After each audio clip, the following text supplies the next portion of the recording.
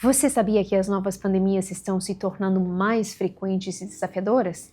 Esses eventos exigem uma resposta global coordenada para proteger a saúde pública e minimizar os impactos devastadores em comunidades ao redor do mundo. E esse é o tema da próxima palestra, Novas Pandemias, com o Dr. João Hugo. Graduado em Medicina na Universidade Estadual do Amazonas, fez residência em Infectologia pela Fundação de Medicina Tropical e mestrado em Doenças Infecciosas e Parasitárias, também pela Universidade Estadual do Amazonas. Atualmente é médico infectologista no Hospital Adventista de Manaus. Doutor, seja bem-vindo. Obrigado pelo importante convite de participar da segunda jornada Viva Mais, com um tema tão importante que são as novas pandemias. Então vou tentar falar um pouquinho para vocês nesse pequeno tempo, resumidamente, quais poderão ser as novas pandemias. E aí eu começo com a primeira pergunta, É possível prever qual agente etiológico será o responsável pela próxima pandemia? Ninguém imaginava que o Covid seria o agente etiológico. Então nós conseguimos agora, mesmo com toda a tecnologia, prever qual seria esse? A resposta hoje, atualmente, é não.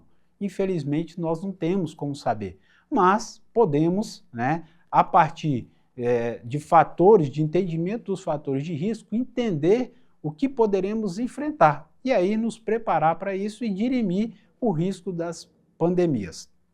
Então, vou colocar aqui para vocês alguns fatores de risco que a gente pode vir a enfrentar e que está presente no dia a dia do nosso cotidiano. Então, o aumento da população mundial e da mobilidade, isso é um fator de risco para novas pandemias? Vamos entender um pouquinho disso? Vamos lá. Então, a população mundial ultrapassou só em 2022 o patamar de 8 bilhões de pessoas. Então, a quantidade de pessoas nós temos. Então, o que isso tem a ver, doutor?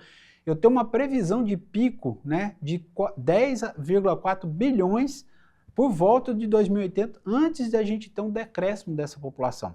Consequentemente, se eu aumento o número de pessoas vivendo no meio, aumenta-se o número de pessoas suscetíveis a um agente infeccioso, ou seja, a ter uma infecção. A facilidade e o aumento da mobilidade faz com que é possível as pessoas e os agentes infecciosos chegarem a locais rapidamente. Em menos de 24 horas é possível que um vírus ou um mosquito ele dê a volta ao mundo dentro de um avião.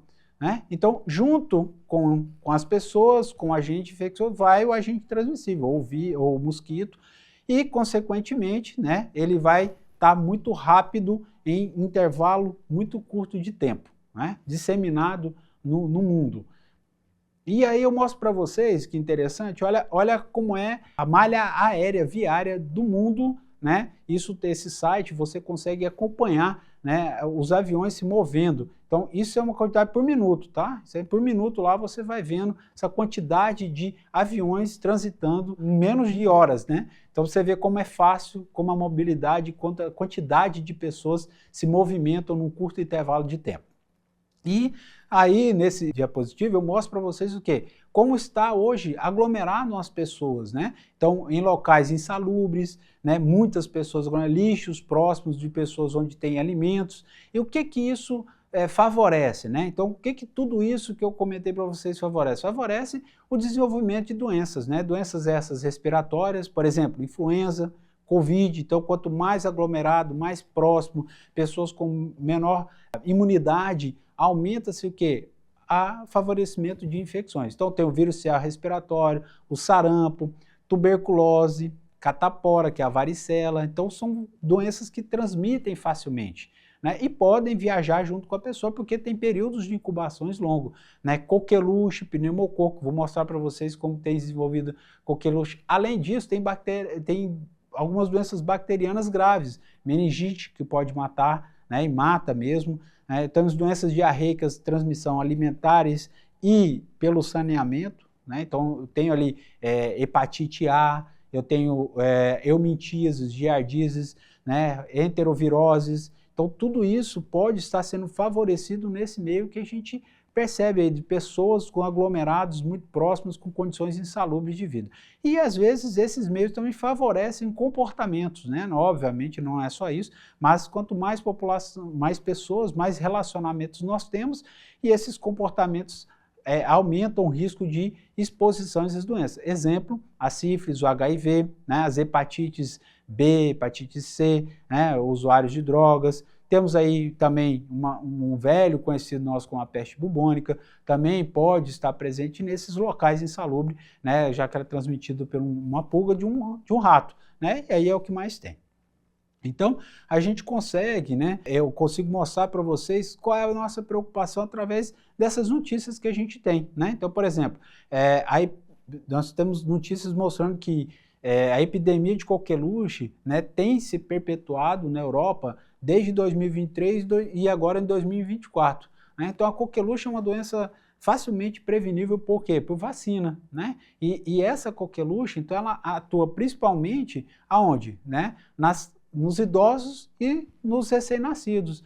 E você deixar de vacinar, você aumenta o quê? A mortalidade, né? Então, mais de 60 mil pessoas na União Europeia foram afetadas pela coqueluche, né? E aí, se eu pudesse vacinar, eu conseguiria reduzir, ou seja, na verdade eu tenho a vacina, eu só preciso que a população se vacine. E aí, São Paulo, né, não tão distante, porque fala, não, foi na Europa. Será que a gente tem isso? Eu estou dando uma notícia para vocês de São Paulo. São Paulo registrou também mais de casos conhecidos, mais de 15 casos de coqueluche, obviamente que são os notificados, isolados. Sabemos que é uma bactéria de difícil isolamento por meio de cultura, então são muitos casos suspeitos e poucos realmente confirmados. Então a gente sabe que o número é muito maior do que esses especificamente isolados e também notícias de que o país como um todo teve vários casos de coqueluche. Então nós precisamos o quê? Ter cuidado e vacinar. Vamos comentar um pouquinho sobre isso também, né? Então, a campanha do Ministério, aí relembrando a gente da necessidade de vacinação, né?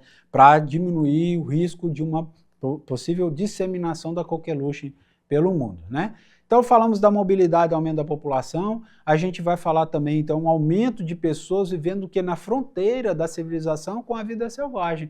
Não, doutor, isso é importante? Sim, você está invadindo um habitat onde você não conhece, né? E o que a gente tem aí? Nós temos uma pressão demográfica, né? E a facilidade de locomoção das pessoas vão fazer com que os humanos passam a invadir cada vez mais a mata, a floresta, e aí você começa a ter contato com animais que vivem nessas áreas que têm vírus que até então nós não tínhamos contatos. E esses vírus começam, e alimentos, né, e a interação com os excrementos, eles podem então transmitir esse vírus. Esse vírus pode se adaptar ao organismo, como a gente sabe, né? Um exemplo que eu trouxe para você, os morcegos, por exemplo, né, possuem mais de 40 mil tipos de vírus capazes de infectar, né, os mamíferos. E isso pode, de uma hora ou outra, ele se adequar ao o hospedeiro humano. E aí a gente começa a ter uma doença e transmissão, como foi a suspeita do Covid e de outras doenças. Então a gente tem que tomar cuidado porque nós estamos cada vez mais próximos, cada vez mais invadindo. Aqui são fotos, né, mostrando para vocês, né, como se dá a invasão, uma foto aqui do Amazonas, Manaus, né, mostrando as invasões aqui. E aí quais as doenças aí que a gente teria que ficar alerta, né? Então nós temos doenças transmitidas pelos insetos, malária, leishmaniose, febre amarela, que é outros microsurtos que ocorrem no país, tem acontecido no país. Por quê? Por causa da baixa da vacinação, né? Doenças transmitidas por carrapato, a gente teve recentemente um surto, né, no sudeste de febre maculosa, né, doença de Lyme, a babesiose, então são doenças transmitidas onde você vai tendo ali o contato com animais silvestres e os carrapatos deles podem picar o ser humano e transmitir essas infecções. Tá certo? E isso pode se espalhar no mundo como um todo, né? A gente vai entender. Então, falando desses dois, né, desses dois pontos, qual o terceiro aspecto que seria importante a gente pensar como fator de risco que vão facilitar a disseminação dessas infecções? O avanço de pessoas com comorbidades, né, imunodeficiências primárias ou até adquiridas. O que é isso, né, doutor? Comorbidades são as doenças que a gente vai desenvolvendo ao longo do tempo, né? Diabetes, hipertensão, câncer, né? E por que isso é importante, né? Então, porque o câncer, ele deixa a pessoa suscetível às infecções. O quimioterápico que ele faz, né, o transplante que às vezes ele precisa fazer, ele vai deixando a pessoa suscetível. E deixar a pessoa suscetível faz com que a gente tenha algumas nuances aí que vou mostrar para vocês que pioram a situação dos agentes infecciosos nessas pessoas, tá? Então, uma notícia mostrando aí que o Brasil terá um aumento de 98,6% em mortes por câncer, tá certo? Então, se eu tenho morte por câncer, eu vou ter também o quê? Uma quantidade aumentada de pacientes com câncer, né? Então, a projeção aí no mundo tem mais de 15 milhões de casos novos de câncer. Então, eu vou ter cada vez mais população suscetível às infecções, tá certo? Então, aos agentes infecciosos. Então, como isso pode impactar? Além disso, temos o quê? A população idosa, né? Então, nós temos uma pirâmide mundial onde a base está ficando muito larga. Então, a população idosa também é uma população mais suscetível, ela vai tendo uma senescência da sua resposta imune, ela vai tendo uma imunidade mais diminuída, né? Vai ficando menos responsiva, consequentemente, mais suscetível aos agentes infecciosos, e nós observamos isso durante o Covid, tá certo? Então, são fatores que vão deixar a população mais suscetível aos agentes infecciosos. E a nossa pirâmide populacional mostra bem isso, que está cada vez mais larga a base, porque nós estamos dando condições, graças a Deus, dos avanços da medicina, né? Então, a extensão do tempo de vida das pessoas aumentam a chance de sobrevivência, certo? Isso é uma vitória da ciência e da medicina. Então, pessoas com comorbidades também vão crescendo, como eu comentei com vocês, progressivamente nessa população, e são um grupo mais suscetível a infectar, a abrigar mutações de agentes infecciosos, tá? Então eles se multiplicam mais porque a célula de defesa não consegue eliminar, então o agente ele se multiplica, e a multiplicação faz com que ele mude. Quando ele muda, ele pode se tornar mais infeccioso, mais disseminador, menos, né? Então menor capacidade de disseminação, maior capacidade de disseminação, certo? E, consequentemente, eu ser um portador desse vírus e transmissor, né? Então portador crônico desse vírus, como a gente conhece aí, vários de Covid, tá certo? Então, também é um fator importante. Outro fator que eu destaco para vocês, o quarto e último, né, são os desastres causados pela ação humana e as mudanças climáticas que nós temos acompanhado, né? Não só no Brasil, como no mundo. A gente viveu agora recente e a gente comenta isso com vocês, né? O extremo de calor já só por si só descompensa, né, problemas de saúde, ele descompensa um paciente com hipertensão, ele descompensa o paciente com ICC, então esse paciente, doutor, mas vai descompensar uma doença que é de base, o que isso tem a ver? Esse paciente vai internar.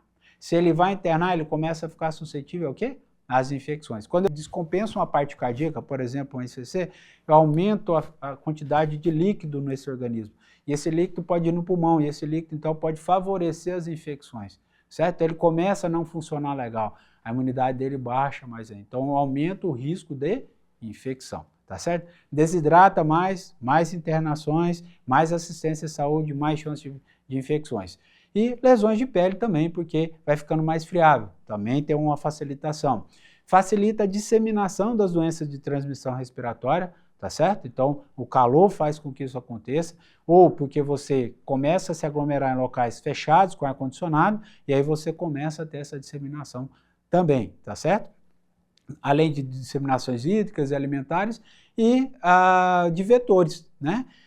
A gente teve no ano passado um surto de dengue, e ainda tem esse ano um aumento de casos de dengue em Santa Catarina, que é um local que não tinha muito Aedes aegypti. Por que não tinha? Porque a temperatura era baixa, né? Então na temperatura baixa o mosquito não tem um comportamento. Agora, como a temperatura vem aumentando, muitos locais onde não tinham vão ter maneira de disseminação desses vírus, né? Então, um ambiente favorável para disseminação dos vetores e, consequentemente, das infecções virais, tá certo? E aí eu trago aqui para vocês algumas notícias, né? Mostrando para vocês que a poluição, só a poluição do ar, né, causa 7 milhões de mortes por ano, né, uma estimativa da OMS. Por quê? Né, ela diminui o crescimento das crianças, ela altera o desenvolvimento pulmonar, descompensa asma, DPLC, que é doenças efematosas do pulmão crônicas, né? Fibrose pulmonar, infecções respiratórias, AVC aumenta, tá certo? E doenças como diabetes, tireoide e neurodegenerativas. Então, você está tendo ali uma influência do ambiente nas pessoas e suscetibilidade às infecções. Os alagamentos, por exemplo, como aconteceu no Rio Grande do Sul, né? Quais as doenças a gente pode esperar aí que possa se disseminar, né?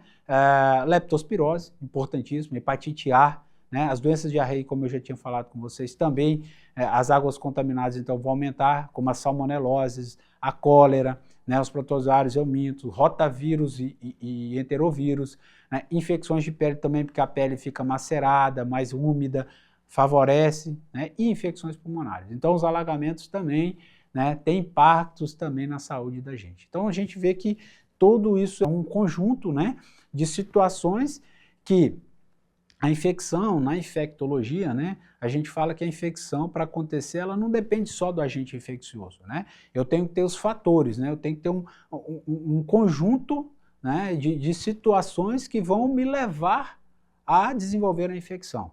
E qual o conjunto, né? A gente aqui, então, o meio ambiente favorecendo, a pessoa está idosa, a quantidade de vírus no ar está alta, né? Ele não ter uma proteção, por exemplo, da pele, a bactéria entra mais fácil, o vírus entra mais fácil. Então, eu vou criando fatores de risco, vou criando uma situação propícia para desenvolver a infecção. Então, a infecção necessariamente não é só ter a bactéria, só ter o vírus, só ter o protozoário. Não, eu tenho que ter meios, uma condição. Então, nós estamos criando a condição para que isso aconteça. Então, a nossa responsabilidade, a questão das novas pandemias. E a OMS, né, ela lançou aí uma lista de possíveis agentes que poderiam ser os causadores, né, de novas pandemias. Também não tem uma certeza, são, né, suposições, né? Então, as febres hemorrágicas, ebola, Marburg, né, o próprio SARS, né, o Covid pode acontecer, né, ou outros tipos de SARS pode mutar, né? E o que eu queria só mostrar para vocês destacar é uma doença X, né? Foi falado na época sobre essa doença X e tal, né? Que seria o que é essa doença X, né? Uma doença causada por algo que seja descoberto, novo, que a gente não tem conhecimento e que vem aí ser responsável, então, a disseminar, né? Já que é uma coisa que é desconhecida para as nossas defesas, desconhecida para a humanidade, então nós não teríamos arma, né? Seríamos pegos de surpresa para fazer isso. E aí essa notícia saiu agora recente, né, que os pesquisadores descobriram um vírus gigante nas camadas dos gelos, né? Então, de repente, isso aí pode ser uma doença X? Pode ser uma doença X, né? Pode ser um vírus aí que, em contato com a pessoa, seja altamente virulento, né, e capacidade de infectar e possa ser letal. Então, e disseminação rápida, né? Então, se isso acontece, né, numa descoberta, num vazamento desse, você tem aí um risco, né, aumentado de pandemia e consequentemente. Então, esse seria uma doença X, vamos colocar assim, tá? Uma doença desconhecida, algo que a gente ainda não conhece e que a população ela é virgem, né, de contato com ele. Tá bom? Né, lembrando da aumento da temperatura e da nossa proximidade, como eu falei para vocês, da vida selvagem, né, nós tivemos agora um aumento dos casos de um vírus, de uma infecção viral causada pelo vírus do Oropouche, né, transmitida pelo mosquito, né, que é característica da nossa região, e não só no Amazonas isso aconteceu em outros locais da Amazônia, mas também aconteceu em outras cidades de forma autóctone, né, onde a pessoa foi daqui para lá, tinha um mosquito, o mosquito então se contaminou e transmitiu entre pessoas, né? Então estão em investigação se isso aconteceu mesmo. Então nós temos aí, né, pode ser um novo vírus que possa disseminar com o aumento da temperatura, o mosquito também ganha a sua replicação e aí ele possa aí disseminar pelo mundo também. Seria uma possibilidade, estou mostrando para vocês um caso que aconteceu agora recente esse ano, com o aumento dos casos de Oropouche. Não é uma doença letal, mas é uma doença ainda que precisa ser conhecida, porque os casos são poucos ainda, né, no mundo, né, pela população de 8 milhões de habitantes, mas que com o aumento em larga proporção a gente pode ter repercussões diferentes, por exemplo, como foi o Covid. Hoje controlado, a gente não tem grandes repercussões no sistema de saúde, mas quando não está controlado, as coisas mudam de perspecção e de influência, né? E um ponto muito importante que eu gostaria de comentar com vocês e que já é realidade são as bactérias multiresistentes, né? Então a gente fala vírus, mas as bactérias também têm um importante papel nisso e tem realmente nos preocupado e preocupado a comunidade científica e comunidade médica como um todo, né? Então a agência da ONU, né, para o meio ambiente, ela alertou, né, uma nova pandemia que poderia ser causado por subbactérias em água sem tratamento. Então, quando eu tenho um alagamento, eu tenho água que está contaminada, disseminando bactéria. Como é que isso aconteceria, né? Então, nesse relatório, ele comenta alguns pontos que eu quero destacar aqui com vocês, né? Então, os antibióticos, eles são dispensados no meio ambiente, né? E aí a falta de saneamento faz com que ele se dissemine, que as pessoas tenham contato com esse antibiótico, tá certo? Outro ponto importante é que a população global, né, ela consumiu ali no dado que eles, uma quantidade absurda, né, bilhões de doses de antibiótico, tá certo? Isso lá em 2015, imagino como está agora, né? Outra coisa importante que eles viram nesse relatório, mas o ambiente, né, como um todo, substâncias ali ativas, né? Os antibióticos estavam presentes como substâncias ativas, né? Então, ou seja, ele não foi degradado, ele passou pela pessoa, mas ele não foi degradado. Às vezes foi resto de antibiótico, as pessoas vão desprezando, ficam em casa, armazenado, e aí eles deixaram esses antibióticos no meio, e aí ele contamina as águas, e nem os países mais desenvolvidos conseguem eliminar esse antibiótico, tá certo? Das águas, não consegue tratar esse antibiótico, então ele vai permanecer na água, e aí o contato com essa água também vai levar à infecção, tá? A resistência antimicrobiana, certo? Grandes fontes de micro-organismos resistentes, né? A gente está tendo bastante, né? Então tudo isso vai gerar um aumento de micro-organismos resistentes, e nós temos cinco grandes causas, né? Quais são essas 5 grandes causas? A primeira que a gente destaca é o saneamento precário, né, das águas que a gente tem, né? Então essas águas contaminadas acabam gerando o contato com os antibióticos e gerando resistência, né? O uso excessivo desses antibióticos, resíduos farmacêuticos e hospitalares sendo dispensados de formas não controladas, né? Então sem uma dispensação correta para os resíduos, né? Uso de antibióticos na pecuária, na agricultura, então está presente nas fezes dos animais. Isso tem nos preocupado bastante, isso tem trazido impactos importantes na questão da resistência aos antibióticos, às bactérias, que aí vão ser passadas para as pessoas através do contato e do convívio, né? E altas das temperaturas que potencializam as infecções, tá certo? Então, são esses aspectos que nós temos aqui nesse relatório que ele conseguiu resumir para a gente. Então, eles concluem o relatório, né, que as infecções resistentes aos antibióticos causarão a morte de quase 5 milhões de pessoas.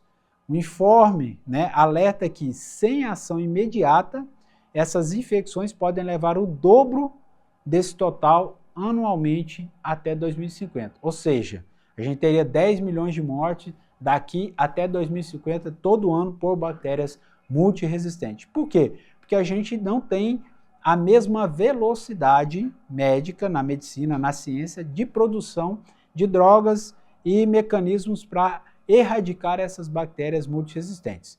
Então, recapitulando, se a gente tem todos aqueles fatores de risco, se eu aumento a minha população suscetível a agentes infecciosos, essa população ela é aumentada a sua exposição a ambientes hospitalares, né, às bactérias, a antibióticos, eu vou ter o quê? Um meio totalmente propício para que isso aconteça. Então, essa é uma preocupação real e o meio ambiente tem toda a influência, o nosso comportamento também tem toda a influência sobre isso, tá certo? E aí, como que eu posso me preparar, ou como nós podemos se preparar para essas novas pandemias? A partir daquilo ali, a gente pode traçar alguns pontos importantes, né? Primeiro, ter um sistema de vigilância eficaz para detectar qualquer atividade anormal que a gente venha a ter, tá certo? Ele deve definir as síndromes clínicas, ou seja, tem que pensar nessa síndrome respiratória, de contato. Então, o sistema tem que entender disso aí, tá certo? Rastrear os patógenos. Então, tem que ter uma vigilância, como a gente faz hoje, vigilância genômica, né? De patógenos, do Covid, de vírus respiratórios, de influenza. A gente faz essa vigilância, o mundo faz essa vigilância. Então, rastrear eventuais patógenos, né? Então, precisa de mais incentivo, porque isso é caro. Pesquisar novos agentes, então tem que estar sempre pesquisando. Eu faço doutorado, e nesse doutorado tem alunos que coletam materiais de morcegos para identificar os vírus que estão ali. Se esses vírus têm potenciais de contaminação, não tem? Então eles trabalham com essa parte, né? Então, pesquisar esses novos agentes e ir atrás, esse vírus, por exemplo, da Groenlândia, com degelo, será que ele tem capacidade de disseminação ou não? Óbvio, uma pesquisa consciente, uma pesquisa segura, né, com laboratórios seguros. Então você tem que monetizar isso aí, né? Estabelecer tendências epidemiológicas, como a gente vê, em 2009 nós tivemos um surto, em 2019 tivemos outra pandemia, tivemos uma pandemia de influenza, outra pandemia 10 anos depois. Então, essas tendências, estabelecer o que tem aumentado e tal, então analisar estatisticamente tudo isso para se preparar, tá certo? Desenvolver tratamentos, na medida que a gente vai descobrindo os possíveis vírus, possíveis infecções e agentes etiológicos, o que a gente tem para tratar isso? Por exemplo, as bactérias multiresistentes, a gente tem poucos antibióticos em desenvolvimento, em liberações eficazes para tratar essas bactérias multiresistentes, e a gente então utiliza-se de mecanismos de combinações de terapias, né, para ser mais efetivo o tratamento e recuperação do paciente. Então a gente tem que incentivar isso também, né? E para mim o mais importante, né, e o último passo para mim fundamental, não é só produzir vacina, mas também incentivar a vacinação, né? Nós temos casos de poliomielite acontecendo, aí casos preocupantes. Por quê? Porque poliomielite é uma vacina simples, antiga, fácil e que está à disposição, e basta as pessoas irem se vacinar, ter a consciência de vacinação. Então nós precisamos, então, não só desenvolver a vacina, mas também mudar a nossa atitude, né? Então, grande parte do que a gente discutiu aqui, do que eu apresentei para vocês, né, reflete no nosso comportamento, né, naquilo que nós temos para mudar, né? E um passo importante que a gente pode dar é voltar a confiar na ciência e nas vacinas, que isso diminui mesmo impactos de infecções e de disseminações das infecções, tá certo? E falando nisso, né, no desenvolvimento de novas vacinas, o que é interessante? A gente tem alguma esperança? Temos bastante esperança, né? Então, como funciona a vacina contra o câncer, né, que será testada nos países europeus, né? Então, mostrando aí essa vacina notícia, então, contra o câncer. Então, eles têm testado, foi testado nesse paciente, né, pequenos pacientes, pequenos clusters de pacientes, né, voluntários ali, inicialmente, para depois a gente dar a disseminação. Então, vacina contra o câncer, né, a gente já eliminaria bastante coisa, infecções, então, isso é um passo positivo, uma esperança que a gente tem, tá certo? E, né, nós temos aí uma notícia aqui em dezembro, né, essa notícia em dezembro deixou a gente para baixo, vamos colocar assim, né, que era a última cartada da década da vacina do HIV, é interrompida após resultados ruins. Então todo mundo na ciência, né, meio que ficou ali, né, à mercê, né, não tinha mais o que fazer, mas graças a Deus ali na sequência a gente tem já a vacina contra o HIV produzindo anticorpos para conhecer e neutralizar vírus, já mais recente, né, e agora desse ano, então dando uma esperança para a gente como uma vacina que pode eliminar uma pandemia que é em curso há muitos anos, né, já estabelecida, que é e foi o HIV, né, e que a gente luta aí com ele esses tempos todos, na tentativa de diminuir a disseminação dos casos, com tratamento cada vez mais eficaz, e agora uma esperança esse ano aí da gente ter uma nova vacina, né, que possa então neutralizar o vírus e evitar com que ele continue causando mais infecções e mais pessoas, tá bom? Então era isso que eu tinha para comentar com vocês, agradeço novamente o convite e obrigado.